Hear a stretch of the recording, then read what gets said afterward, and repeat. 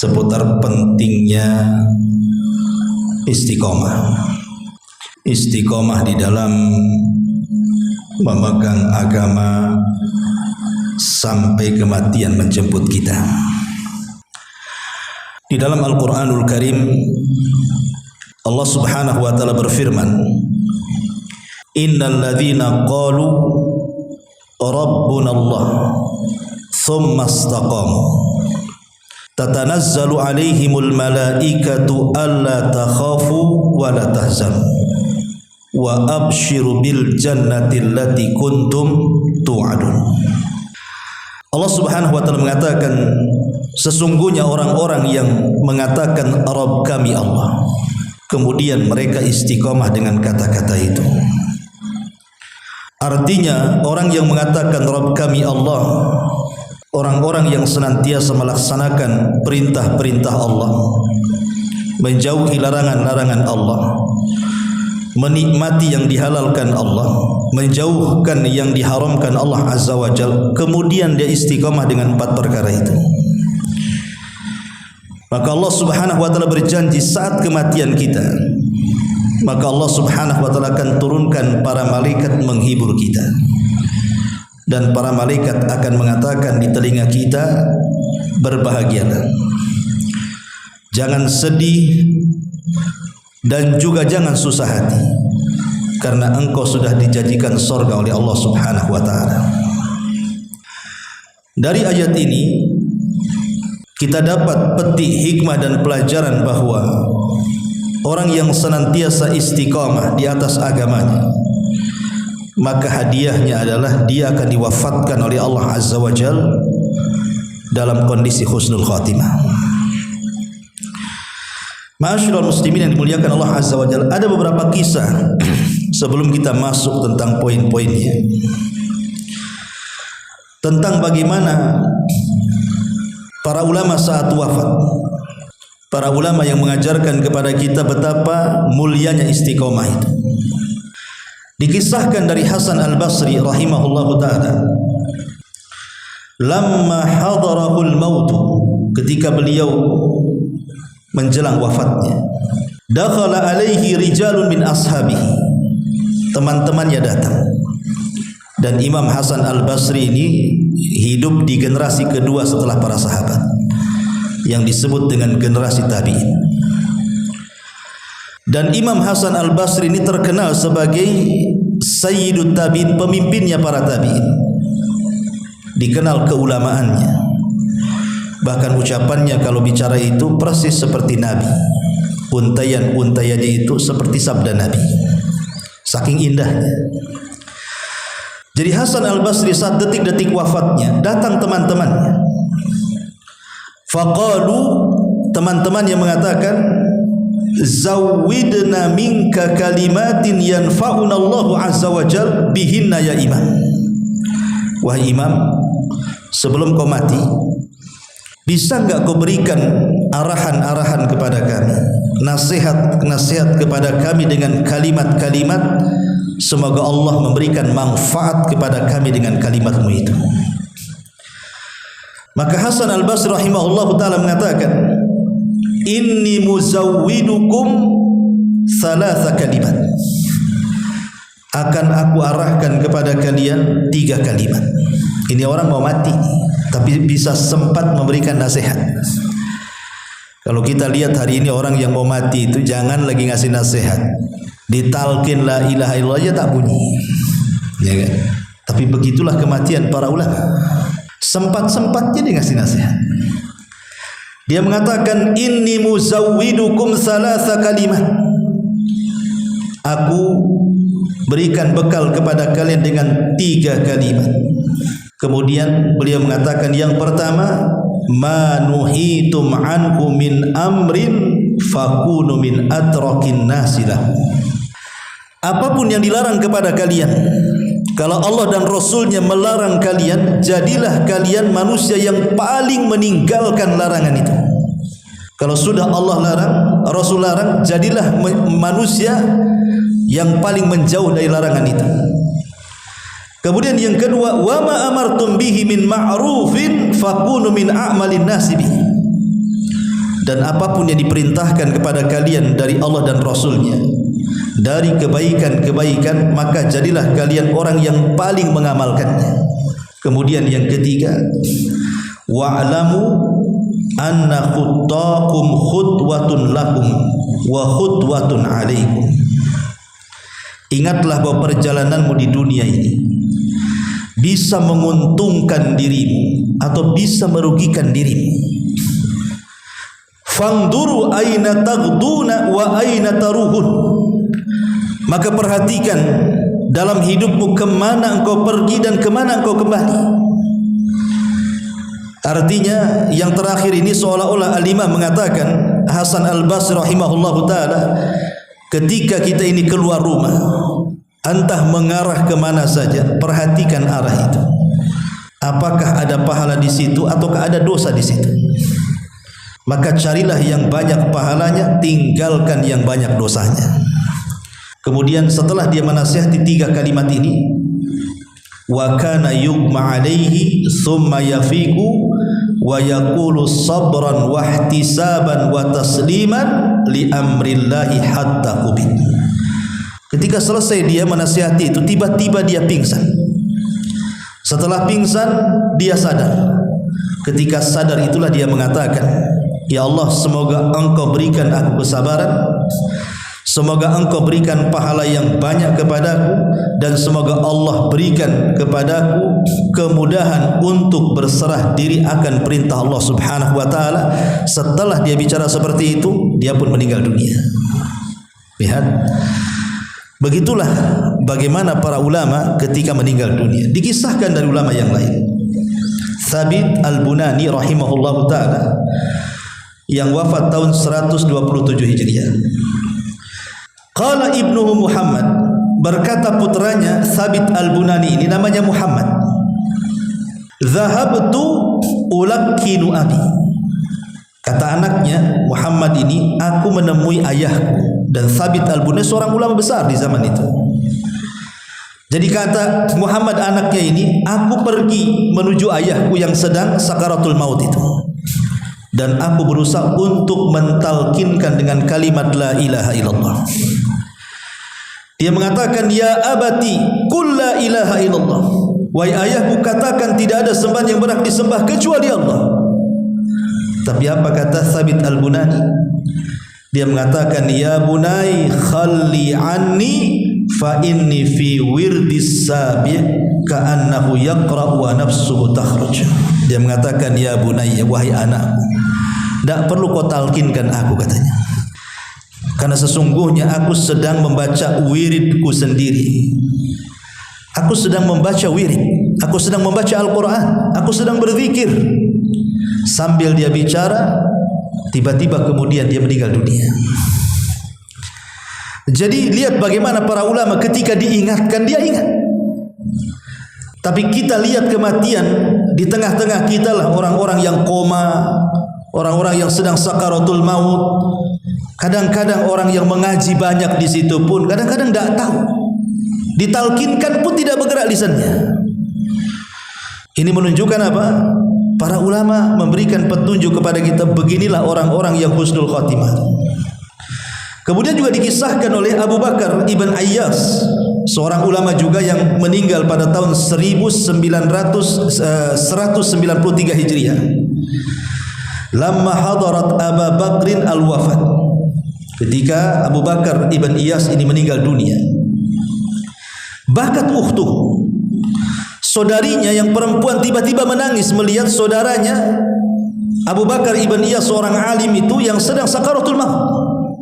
Faqala laha, tiba-tiba Abu Bakar Ibn Iyas mengatakan kepada saudaranya, ma yubkiki, kenapa engkau menangis? Kenapa engkau menangis? Ungzuri ila tilka az-zawaya.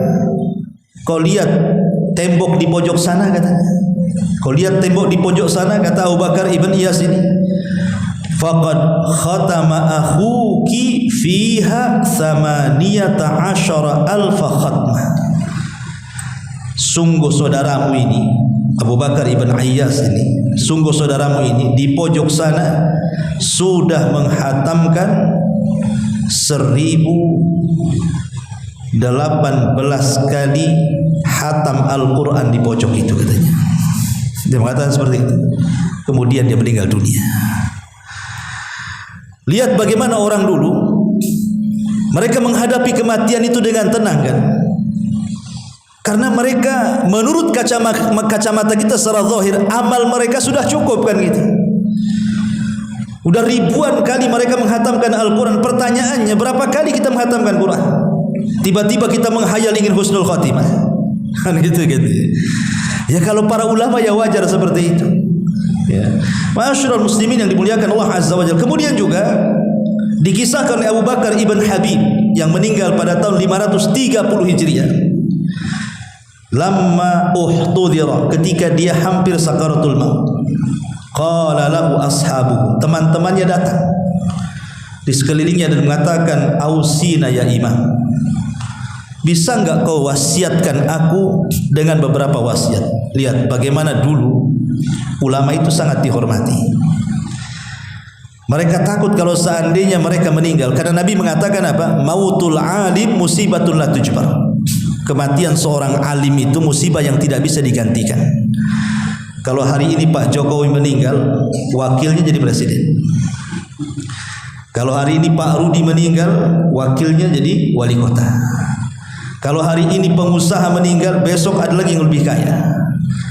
Itu dunia, bisa digantikan. Tapi seorang ulama kalau meninggal tidak ada gantinya. Itu Nabi yang ngomong, mautul alim musibatun la tujbar. Kematian orang alim itu musibah yang tidak digantikan. Imam Syafi'i meninggal, siapa penggantinya? Tidak ada. Imam Ahmad meninggal, siapa penggantinya? Tidak ada sekelas Imam Ahmad.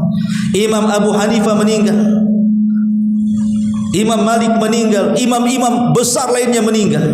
Siapa yang menggantikan? Ulama-ulama kita di negeri kita meninggal, siapa yang menggantikan? Yang menggantikannya lebih bodoh daripada ustaz-ustaznya, kan sebelumnya. Tapi kalau presiden boleh jadi mungkin yang setelahnya lebih baik atau mungkin lebih jelek, kan begitu. Makanya Rasul mengatakan mautul alim musibatun la tujbar itu. Makanya dulu ulama itu dihargai. Kalau sekarang tidak, ulama itu diobok-obok kalau sekarang ini. Gitu ya. Wah, dimacam-macamin sekarang ini. Yang bukan ulama aja so jadi ulama sekarang ini.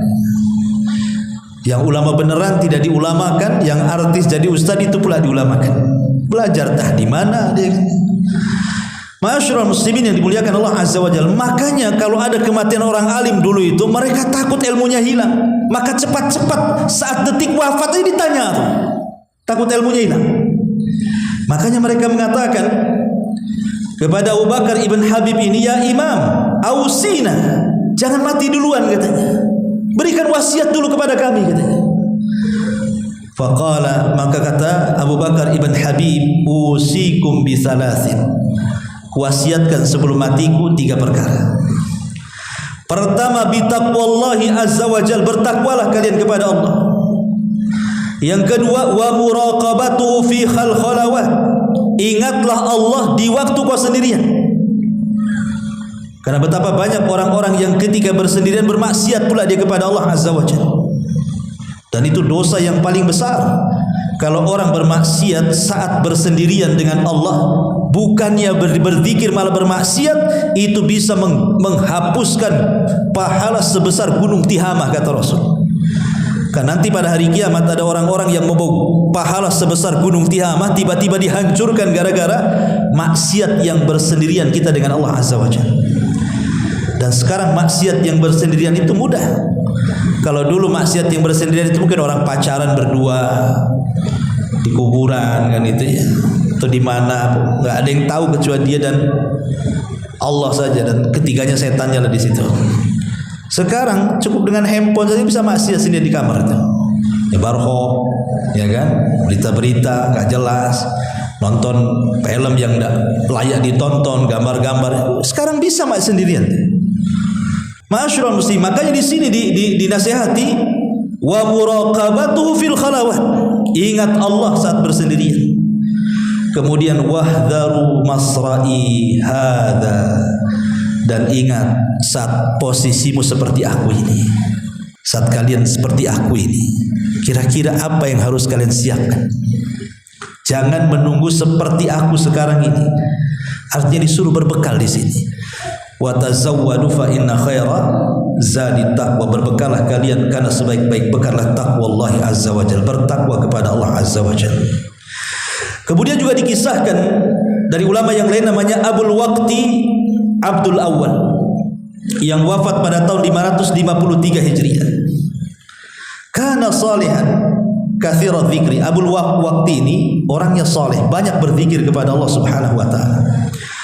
Lamma uhtudira, ketika detik-detik wafatnya ini, kana akhiru kalimatin qalaha, akhir ucapan sebelum wafatnya dia mengatakan apa? Ya laita qaumi ya'lamun bima ghafara li rabbi wa ja'alani minal mukramin. Duhai kiranya kaumku tahu, duhai kiranya kaumku tahu bagaimana Allah sudah mengampuni dosaku dan telah menjadikan aku termasuk orang mulia di sisinya. Ayat ini menceritakan tentang siapa? Habibun Najjar. Jadi kalau ibu bapak baca surah Yasin, dalam surah Yasin itu ada kisah tentang Habibun Najjar. Jadi di zaman dulu, di zaman Bani Israel, ada satu perkampungan diutus oleh Allah Subhanahu wa taala 2 nabi. Tapi satu kampung tak mau beriman juga. Padahal 2 nabi diutus kepada kampung itu. Kemudian Allah mengatakan apa? Kami tambah 3. Fa'ajjazna bisalis, kata. Kami tambah 3 lagi. Bayangkan, sudah 2 masih kurang juga, enggak ada yang beriman, ditambah lagi sama Allah 3. 3 nabi sekaligus satu desa. Tapi hidayah itu milik Allah. 3 nabi sekaligus diutus loh, enggak ada yang beriman. Dekilnya Bani Israel Yahudi. Akhirnya kemudian mereka justru malah mengancam nabinya. Rupanya ada orang yang beriman tapi dari negeri yang jauh, namanya Habibun Najjar. Langsung kemudian ketika 3 nyawa Nabi terancam, datang Habibun Najjar dari perbatasan kota itu, memperingati orang kampung itu dan mengatakan, kalian bersyukurlah sudah ada 3 nabi ini. Kok kalian tidak beriman?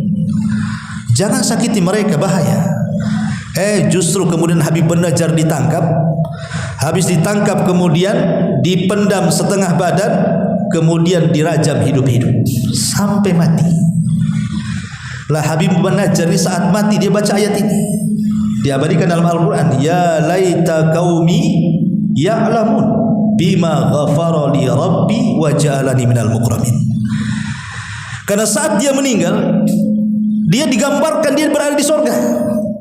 Makanya dia mengatakan, duhai kiranya kaumku tahu Allah sudah mengampuni dosa-dosaku dan telah menjadikan aku termasuk orang mulia. Ya tapi kan tidak mungkin kedengaran, orang sudah mati. Ya, dia hanya ngomong untuk dirinya sendiri saja. Makanya kemudian ayat ini pula yang dibaca oleh Abul Waqti Abdul Awwal ketika meninggal dunia. Makanya terkadang tanda-tanda husnul khatimah itu diakhiri dengan baca Quran. Ada seorang syekh bercerita, jadi di Riyadh, di Arab Saudi sana, ada anak muda itu kecintaannya kepada Quran luar biasa, luar biasa. Dalam bus dia baca Quran, dalam pesawat dia baca Quran, ketika di mobil dia baca Quran, ketika di halte dia baca Quran. Pokoknya di mana saja dia tidak lepas daripada Quran saku dan dia baca terus tanpa ada perasaan malu. Coba kalau anak-anak muda zaman sekarang naik kereta, keluarkan Quran kemudian baca, di sampingnya ada gadis cantik, tak jadi, ya kan? Malu. Jangankan baca Quran, waktunya sholat pun tak mau sholat dia. Coba bayangkan, zaman sekarang ini seperti itu karena tidak ada iman lagi sudah. Allah takdirkan anak muda ini berada di dalam mobil, rupanya mobilnya kecelakaan, tabrakan. Ya. Semua mati di tempat. Anak muda ini pula sekarang. Akhirnya kemudian anak muda ini diselamatkan, dibawa ke mustasfa, ke rumah sakit. Sepanjang jalan dia terus membaca Al-Quran. Ketika kemudian dia sudah terbaring di ruang ICU, kemudian gurunya datang, seorang syekh itu berusaha mentalkin, tapi dia terus membaca suratun Najm. Wan najmi idza hawa ma dhalla sahibukum wa ma ghawa wa ma yantiqu anil hawa in huwa illa wahyun yuha. Diulang-ulang ayat ini dan dia mati di ujung ayat wa ma yantiqu anil hawa in huwa illa wahyun yuha. Dan tidaklah Muhammad itu berucap dengan hawa nafsunya, yang diucapkanlah wahyu yang diwahyukan kepadanya, kemudian dia meninggal. Itulah Al-Quran. Ya. Ma'asyiral muslimin yang dimuliakan Allah Azza wa Jalla. Tapi ada juga orang-orang yang meninggal itu subhanallah. Sampai-sampai seorang syekh ini bercerita juga, seorang syekh ini su'ul khatimah betul. Ayahnya seorang alim, tapi anaknya orang jahat, akhlaknya buruk, mungkin karena sudah terkena pergaulan bebas di Saudi juga. Dan orang tuanya tidak tahu kalau anaknya itu sudah narkoba, sudah mungkin berzina dan begitu seterusnya. Orang tuanya tidak tahu.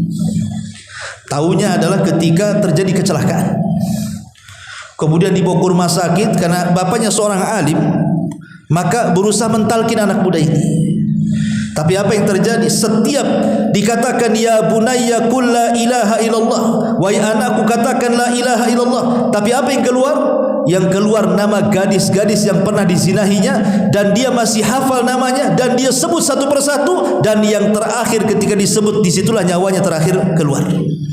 Auzubillah. Sul khatimah. Ya. Ma'asyiral muslimin yang dimuliakan Allah Subhanahu wa taala, makanya kenapa Nabi SAW selalu meminta kepada kita umatnya, menganjurkan umatnya untuk berdoa agar kita wafat di atas kebaikan. Abdurrahman ibn al-Aswad juga dikisahkan ulama yang meninggal pada tahun 99 Hijriah. Lamma uhtudira Abdurrahman ibn Aswad, ketika Abdurrahman ibn Aswad ini detik-detik wafatnya, baka dia menangis. Faqila lahu, dikatakan kepadanya, wa ma yubkika ya imam, apa yang membuat anda menangis wahai imam? Qala, dia mengatakan, asafan ala shaumi was shalah, menyesal aku tidak memperbanyak puasa dan salat, katanya. Ada di ulama besar, dia ahli salat, dia ahli puasa, tapi dia masih menyesal dia kurang dalam puasa dan salat. Lah kita lo tidak pernah menambah dari yang wajib. Kadang puasa sunnah malas, sholat sunnah malas, qiyamul lail malas, kan itu cemana pula akan mengatakan seperti ini. Harusnya kata-kata ini kan pantas untuk kita.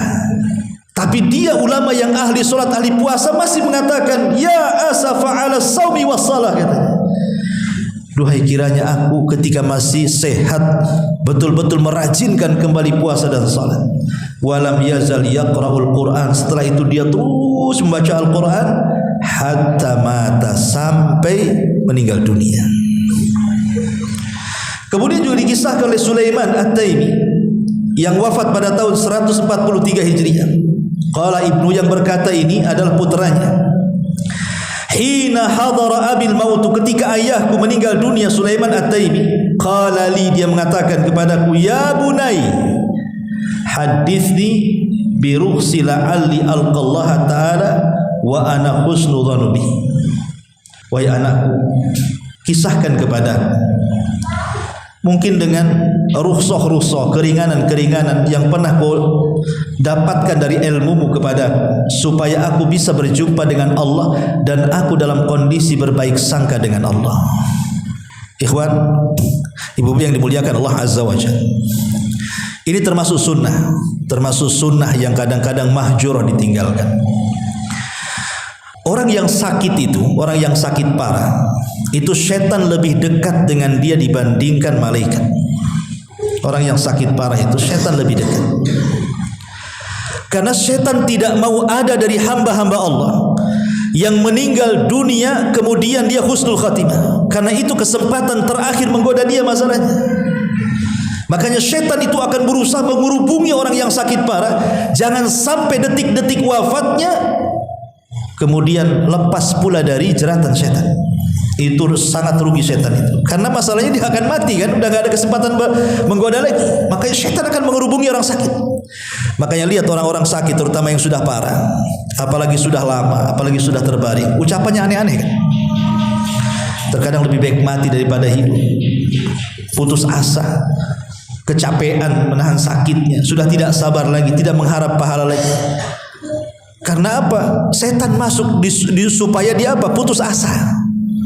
Padahal Nabi SAW pernah mengatakan kepada Abbas pamannya saat sakit parahnya, dan mengatakan, ini Rasul ngomong sama pamannya Abbas tuh, "Hei Abbas, pamanku, jangan sekali-kali kau berandai-andai dengan kematian.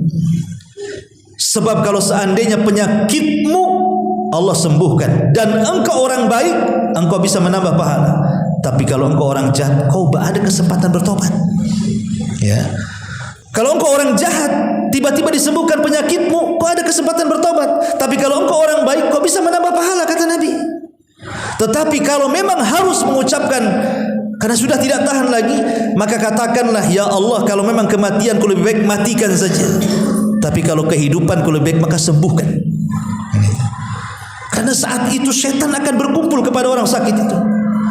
Makanya di sini kenapa kemudian Sulaiman At-Taimi ini mengatakan, agar jangan sampai ketika aku meninggal aku bersuudzon kepada Allah, tapi supaya aku berhusnudzon, berbaik sangka kepada Allah. Makanya kita sebagai orang hidup, kalau seandainya kita berkunjung kepada orang sakit itu, jangan sekali-kali menceritakan keburukan orang yang sakit.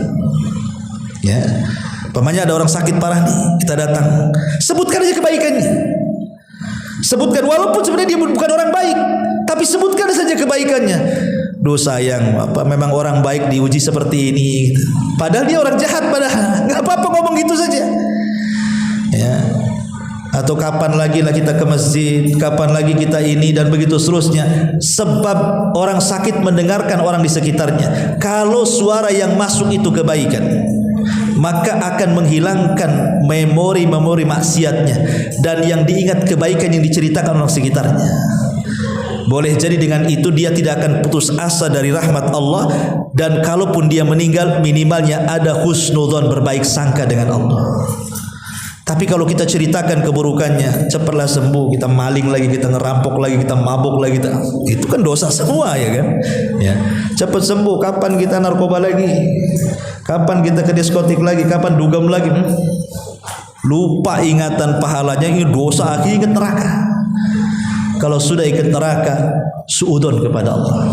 Kalau sudah suudzon kepada Allah, jangan pula kemudian dia mati, itu pula dosa yang terakhir yang ia bawa menghadap Allah, suudzon, berburuk sangka kepada Allah. Seolah-olah dia tidak akan masuk surga, pasti neraka. Itu bahaya tuh. Ya. Jadi kalau ada orang sakit, hibur dengan kebaikan, supaya harapannya lebih besar dari perasaan takutnya. Jangan diceritakan maksiat. Karena itu waktu kita menceritakan kebaikan. Ya. Kemudian juga dikisahkan dari Abu Hazim Salamah ibn Dinar Al-A'raj yang wafat pada tahun 144 Hijriah. Dari Muhammad ibn Muttarif, dia mengatakan, dakhalna ala Abi Hazim Al-A'raj, kami masuk ke rumah Abi Hazim Al-A'raj lamma hadarahul maut, ketika detik-detik wafatnya.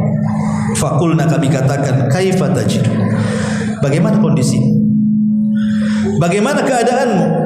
Qala, kata Abu Hazim, ajiduni bi khairin, alhamdulillah, aku dalam kondisi baik, rajian ilallah, aku terus mengharap pahala Allah, husna dzanbihi, berhusnudzon kepada Allah, fil mauti rahatan lil mu'minin, kematian itu adalah istirahat bagi orang-orang yang beriman.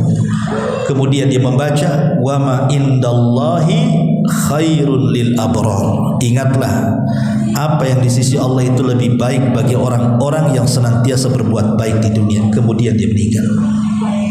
Lihat, ma'asyiral muslimin wal muslimat rahimani wa rahimakumullah. Ini beberapa kutipan bagaimana para ulama-ulama dulu gitu ya.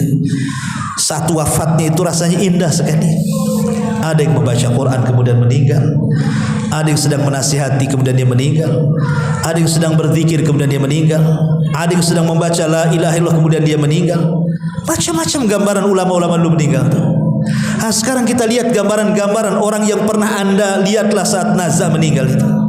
Ada enggak gambaran-gambaran seperti orang-orang seperti ini? Ataukah sebaliknya? Yang Anda lihat cuma diam terus mati, ngorok mati. Itu kan. Lah dari sini kenapa pentingnya kita ini istiqomah. Makanya saat wafatnya Nabi SAW, semua para sahabat tidak yakin bahwa Rasul meninggal. Umar sampai sesumbar dan mengatakan, siapa yang mengatakan Muhammad sudah mati, ku penggal lehernya.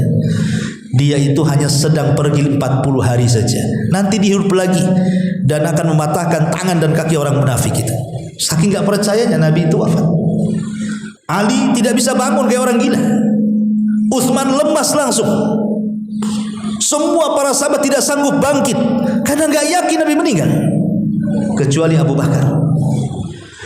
Abu Bakar Siddiq radhiyallahu anhu tiba-tiba datang karena dia tidak tahu kalau Rasul meninggal. Dia dihabari Rasul meninggal. Kemudian dia datang dengan berusaha tenang, masuk ke kamar Aisyah radhiyallahu anha, putrinya. Kemudian disingkaplah wajah Rasul yang ditutupi kain, kemudian dicium keningnya dan mengatakan, tibta anta hayyan wa mayyitan ya Rasulullah. Sungguh indah jasadmu, baik ketika hidup ataupun ketika mati wahai Rasul. Kemudian ditutup.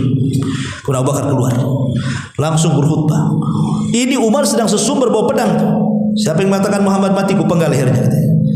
Kata Abu Bakar, uskut ya Umar, diam, duduk, suruh duduk. Ya. Tapi Umar tak mau duduk juga.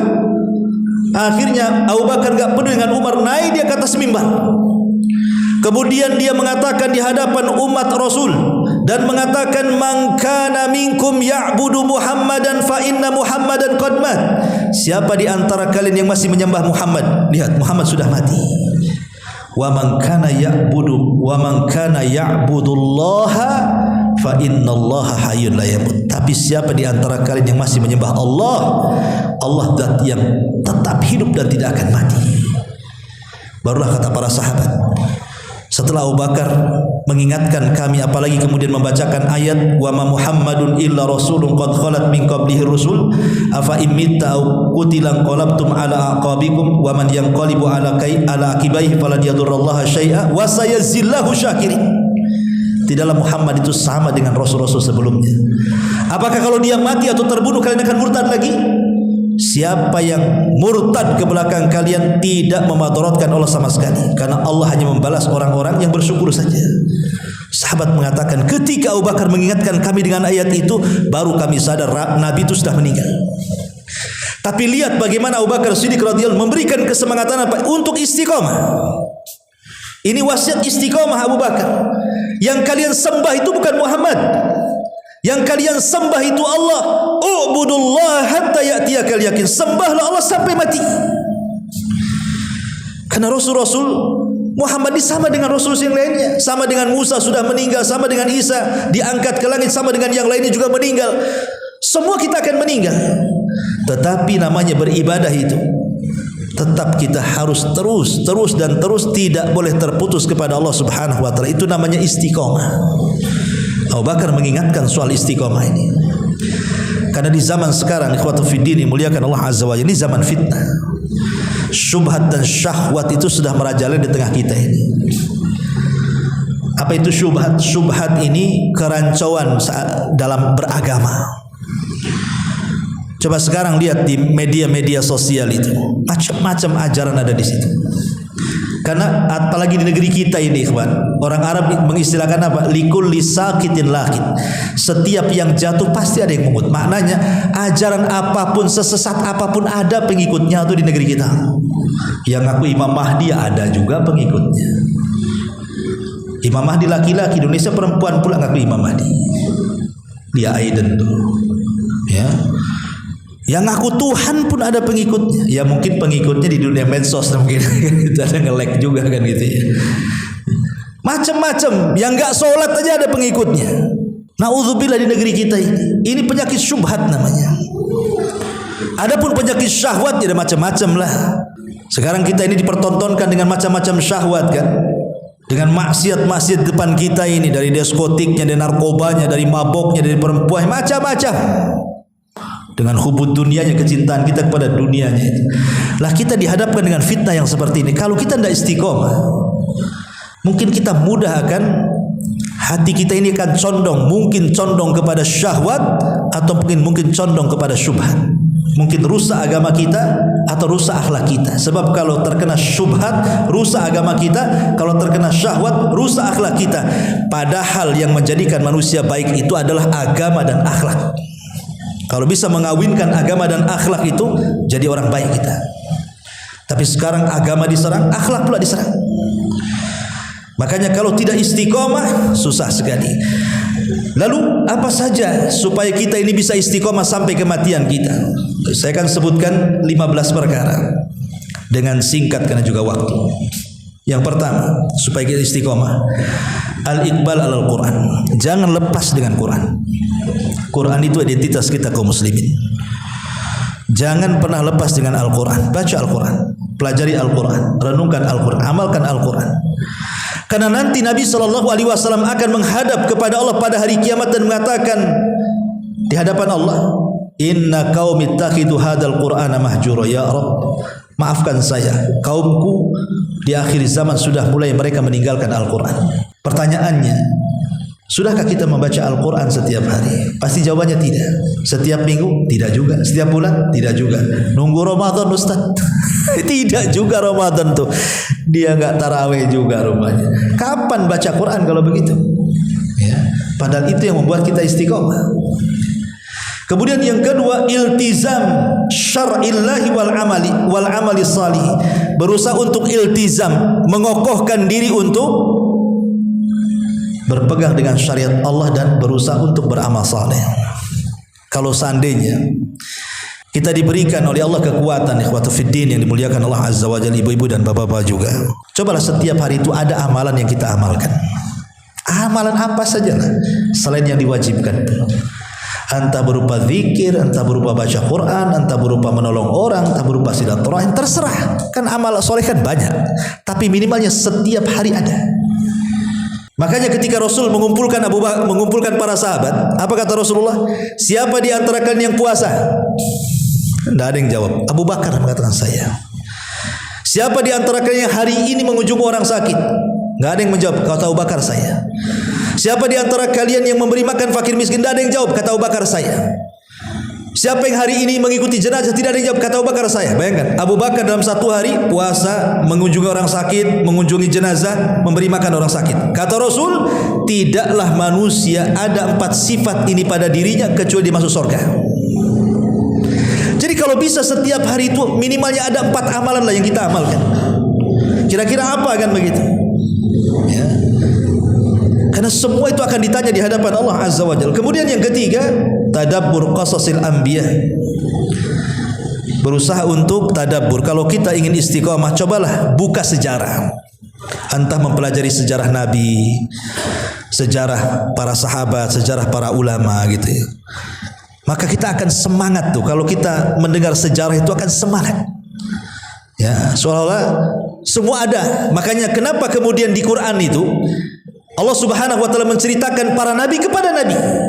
Kan Quran turun kepada nabi dulu kan? Jadi Allah menceritakan para nabi kepada nabi. Apa gunanya? Allah mengatakan linutsabbita bihi fuadak, supaya memantapkan hati nabi itu. Jadi kalau nabi umpamanya diuji oleh kaumnya, nabi-nabi dulu juga diuji. Kalau seandainya kemudian Rasul diuji anak-anaknya meninggal, dulu Nabi Ibrahim disuruh menyembelih Ismail lagi. Kalau Nabi SAW diuji dengan sakit, Ayub 18 tahun sakit.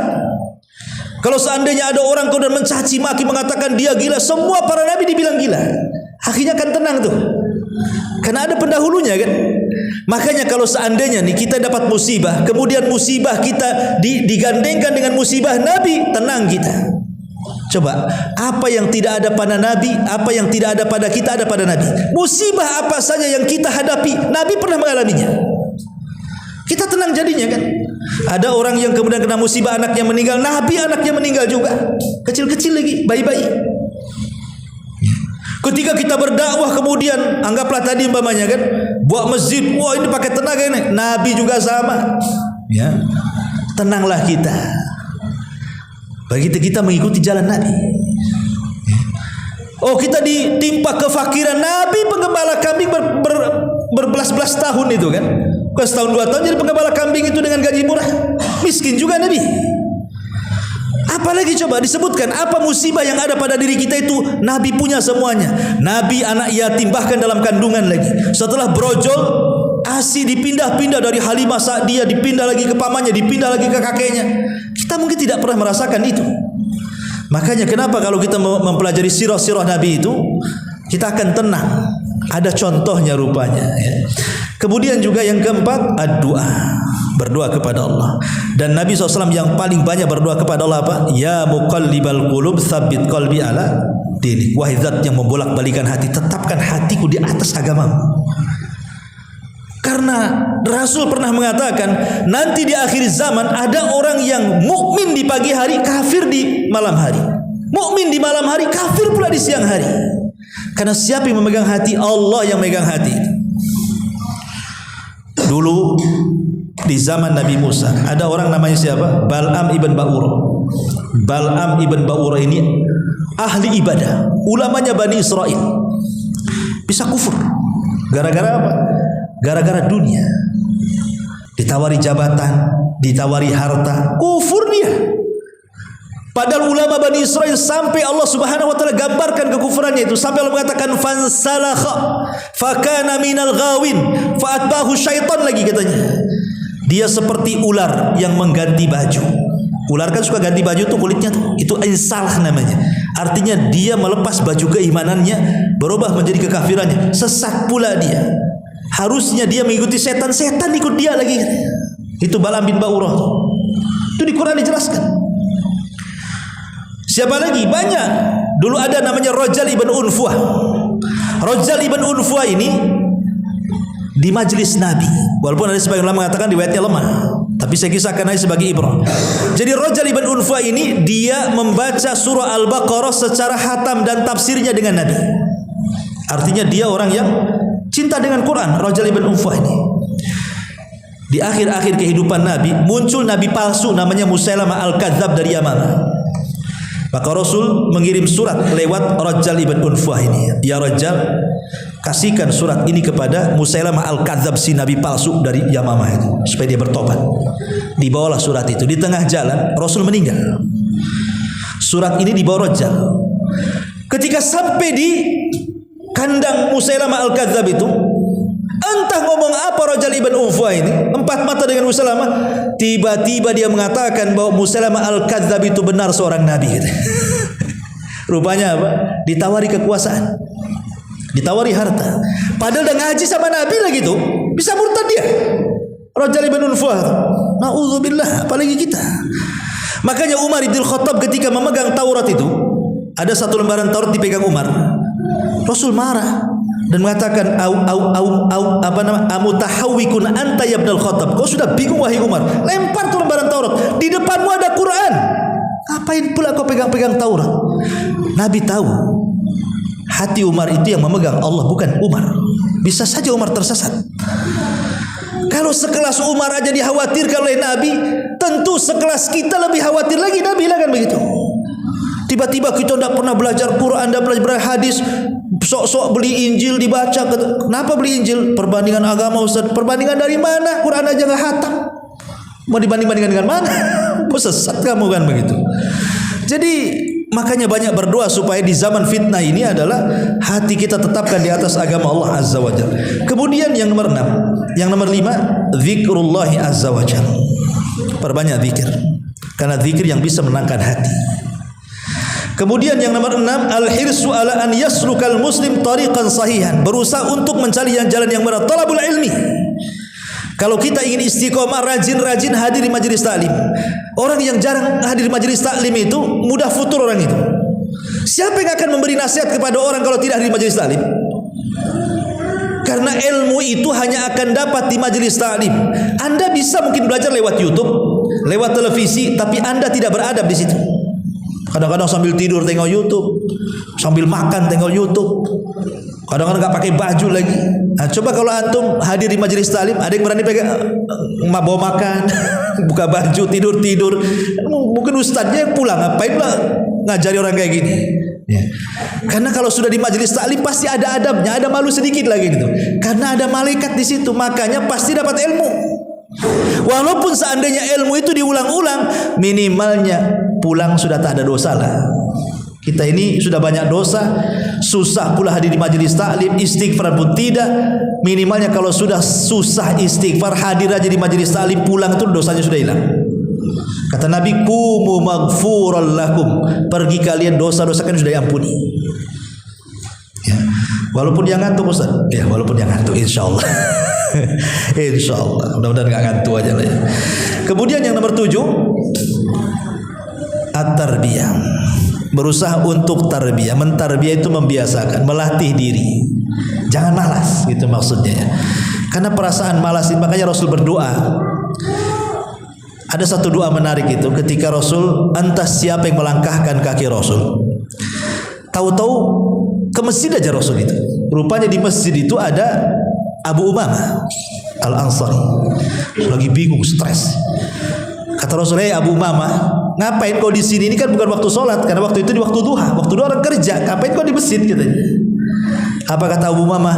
"Humumun lazimatni ya Rasulullah. Humumun lazimatni wa duyunun ya Rasul." Bingung, stres, banyak hutang wahai Rasul. Rupanya ada juga sahabat yang stres hutang. Bukan kita aja, sahabat pun ada yang berhutang, stres dengan hutangnya. Karena hutang itu, apa kata istilahnya para ulama itu? Stres di malam hari, hilang di siang hari. Nah, itulah. Orang yang punya hutang itu cuma 2. Kalau malamnya stres, siangnya hilang, takut ada debt collector. Hilang tak kemana. Tadi siang datang lagi, stres lagi itu. Makanya jangan suka hutang. Jadi kata Nabi SAW, "Ya Aba Umamah, maukah aku ajarkan kepadamu beberapa kalimat? Kalau kau baca, aku yakin nih, stresmu hilang, hutangmu terlunasi," katanya. Wah, kata Abu Umamah, mau saya itu Rasul. Apa tuh kalimat tuh? Katanya. Maka Nabi SAW mengajarkan, katakan ya Aba Umamah setiap pagi dan petang, Allahumma inni a'udzubika minal hammi wal hazan. Minal hammi wal hazan, wal ajzi wal kasal, wal jubni wal bukhli, wa wa ghalabati daini wa qahrir rijal. 8 kalimat diajarkan Nabi. Ya Allah, saya berlindung kepada minal hammi wal hazan. Ham artinya bingung, hazan artinya sedih. Bingung menghadapi perkara yang dihadapi dan yang akan datang, sedih karena menghadapi yang sudah berlalu. Itu artinya. Ya, kalau yang berlalu kan sedih kita kan namanya. Kita dulu pernah kaya jadi miskin, sedih. Dulu masih jadi polisi, sudah purnawirawan, sedih kan itu. Udah pensiun sedih kan itu. Tapi kalau bingung ini sesuatu yang akan dihadapi, besok mau makan apa, besok mau usaha apa, itu namanya bingung tuh. Ya. Kita berlindung dari dua-duanya, dari bingung dan dari sedih. Kemudian minal ajzi wal kasal. Kita berlindung kepada Allah dari kelemahan dan kemalasan. Ini 2 penyakit bahaya ini. Lemah, malas, bahaya. Apa bedanya? Kalau malas dengan ajzi, dengan apa namanya, lemah itu. Kalau lemah itu orang pengen sholat, dia kepengen, tapi karena sakit stroke nggak bisa ke masjid, itu namanya lemah. Pengen ke masjid tapi lemah, nggak bisa datang. Malas bahaya, ya. Ada panggilan azan, dia bisa jalan, tapi tak mau jalan, itu namanya lemah. Apa namanya, malas tuh namanya. Kan beda kan? Kalau malas itu bisa jalan, tak mau jalan. Tapi kalau lemah, gimana pula namanya lemah? Dua-duanya kita berlindung kepada Allah. Dua-duanya kita berlindung kepada Allah. Makanya kita berlindung dari kemalasan. Karena malas ini penyakit apa yang dilakukan orang malas? Coba tidur. Dunia saja tidak mungkin dicapai, dia apalagi agama. Orang malas itu duduk aja ngerokok sana sini. Kayak orang stres orang malas itu. Kita berlindung dari dua-duanya itu. Malas sama al-az. Ya, sama kelemahan. Kemudian minal jubni wal kasal. Minal jubni wal bukhli. Kita berlindung dari kebakhilan dan kepengecutan. Orang bakhil ini bahaya sekali. Kemudian juga pengecut. Orang pengecut ini takut. Jangankan lagi mau usaha, mau lewat di tempat yang ada kuburannya tak jadi. Nanti kalau sudah sampai tuh digas motornya 100. Bisa nabrak-nabrak itu. Itulah orang-orang penakut tuh kayak gitu. Tergesa-gesa. Dan yang terakhir, berlindung dari terkalahkan oleh hutang ataupun jasa orang. Kadang-kadang orang kalau sudah banyak jasa kepada kita, kemudian kita disuruh tegur, bisa nggak kau nasihati si Anu? Nggak bisa saya. Kenapa? Jasanya banyak sama saya. Nggak bisa menyampaikan kebenaran jadinya kan. Maka kita berlindung dari dua-duanya tuh. Makanya istiqomah itu harus ada tarbiyah, jangan malas. Ya. Jadi ada ijtihad. Kemudian juga yang ke-8, as-siqatu bitariq, harus yakin dengan apa yang sudah kita yakini. Kemudian juga yang nomor 9, mumarasatu da'wati ilallah, berusaha untuk membiasakan ngajak orang kepada kebaikan. Walaupun kita belum baik 100%, ajak manusia kepada kebaikan. Kalau maling, ketemu maling, kemudian maling tidak mengatakan jangan maling, dua-duanya maling sampai kiamat. Bisa dipahami ya? Tapi kalau maling bilang, jangan maling, boleh jadi salah satunya tobat. Masa saya maling teriak jangan maling, kau masih maling, saya enggak, malulah kan itu. Atau dia masih maling kawannya, betul juga kau. Akhirnya kan, kalau kita memberikan nasihat nunggu kita baik 100%, enggak akan bisa memberikan nasihat. Yang penting biasakan aja nasihat-nasihat. Boleh jadi dengan sebab itu hidayah kepada kita, itu maksudnya. Itulah istiqomahnya di situ. Kemudian juga yang nomor 10, al-iltifat haulal anasiril muthbitah. Berusaha untuk mengambil anasir, maksudnya poin-poin terpenting dalam hidup itu. Ibadah itu banyak, tapi ambillah yang paling penting dengan itu. Entah wajibnya dulu. Ya, kita biasakan yang wajib dulu. Ini aneh. Orang tidak pernah sholat wajib. Orang tidak pernah sama sekali sholat, tapi kalau masuk Ramadan, puasa pula dia. Puasa tuh. Nanti kalau dekat-dekat mau buka puasa tuh, sempet-sempetnya dia tanya korma. Mana korma? Kok kata dibeli bu? Kenapa korma? Itu sunnah Nabi, kata. Loh, kalau sunnah ingat dia. Sholat yang wajib tak ingat. Tarawih dia tarawih, duhur pula tidak. Ini kan kurang ajar. Yang wajib kemana, yang sunnah kemana kan? Aduh, otaknya daerah. Kemudian juga yang nomor 11, as-siqatu binasrillah wa annal mustaqbalil Islam. Ingat, pertolongan itu datang dari Allah. Terkadang orang itu berpikir seperti ini. Kan di Quran itu kan sudah jelas ya. Orang-orang yang beriman itu kan janji-janji Allah banyak sekali akan diberikan kepada orang-orang beriman. Contoh, Allah mengatakan innallaha yudhafi'u 'anil ladzina amanu. Allah itu akan menolong, akan membela orang-orang yang beriman. Kemudian Allah mengatakan wa kana haqqan 'alaina nasrul mu'minin. Kewajiban bagi kami menolong orang-orang yang beriman. Dan Allah mengatakan man 'amila salihan min dzakarin aw untha wa huwa mu'minun falanuhyiyannahu hayatan thayyibah. Barang siapa yang beramal saleh dari laki-laki dan perempuan dan dia beriman, kami akan berikan kehidupan yang layak untuk dia. Bahkan Allah mengatakan wa'adallahu alladhina amanu wa amilus shalihat la yastakhlifannakum fil ardi. Allah sudah janjikan kepada orang yang beriman dan beramal saleh akan diberikan kekuasaan di permukaan bumi. Lihat, orang yang beriman pertama dibela Allah, ditolong Allah, diberikan kehidupan yang layak Allah, bahkan diberikan kekuasaan lagi oleh Allah. Pertanyaannya, Ustaz, rasa-rasanya saya sudah beriman, tapi mana pertolongan Allah katanya? Kok saya gini-gini saja hidupnya? Ngontrak-ngontrak saja hidupnya, usahanya tidak pernah jalan-jalan. Saya sudah sholat kok, sudah puasa, sudah ngaji. Apa betul yang berpuasa sekarang di dunia umat Islam? Rasa-rasanya saya sudah beriman, Ustaz. Manalah pertolongan Allah itu? Katanya janjinya banyak. Dia tidak sadar bahasa dia. Dia kan baru rasanya tuh. Anda ini beriman baru rasanya. Supermi rasa ayam. Ada ayamnya di situ? Kan baru rasanya saja, tak ada ayamnya di situ. Jadi kalau baru rasanya belum ada imannya, percuma saja. Karena iman tidak bisa dirasa. Iman itu diaplikasikan lewat keyakinan, kemudian lewat lisan, kemudian lewat perbuatan. Kalau hanya ngomong gitu saja tidak bisa. Jadi makanya harus betul-betul thiqah, yakin dengan pertolongan Allah. Kemudian yang nomor 12, ijtima al-akhlaq al-muayyanati ala tsabat. Berusaha untuk berakhlak, perbaiki akhlak kita, mulai tutur kata, perbuatan, baik akhlak dengan diri sendiri, akhlak dengan anak, dengan keluarga, dengan orang tua, dengan tetangga. Berusahalah dirobahkan begitu. Karena itu yang bisa mengantarkan kepada istiqomah. Termasuk juga wasiatus salihin. Datang kepada orang-orang saleh, datang kepada ustadz, kiai, ajengan, tuan guru, minta nasihat mereka. Ya, fala tuzakku anfusakum, jangan merasa bersih diri sendiri. Ya, kita ini rohani kita perlu disiram. Mungkin badan kita sudah cukup lah dengan baksonya, mie ayamnya, apa semua ya kan.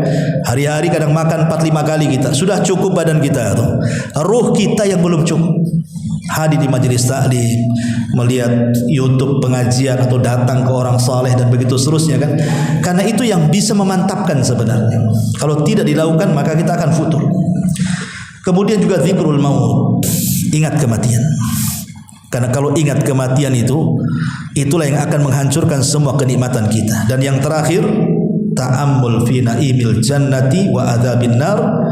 Kita senantiasa berfikir tentang indahnya sorga, kemudian juga azabnya neraka yang sudah saya jelaskan pada minggu yang lalu. Kalau kita sudah tahu nikmatnya sorga, pedihnya neraka, tentu kita tidak mau masuk neraka dan pasti kita masuk sorga. Dan jalan masuk sorga adalah dengan beriman dan beramal saleh. Sebab inilah di antara kunci-kunci supaya kita istiqomah. Istiqomah dari mulai balik sampai kita meninggal dunia.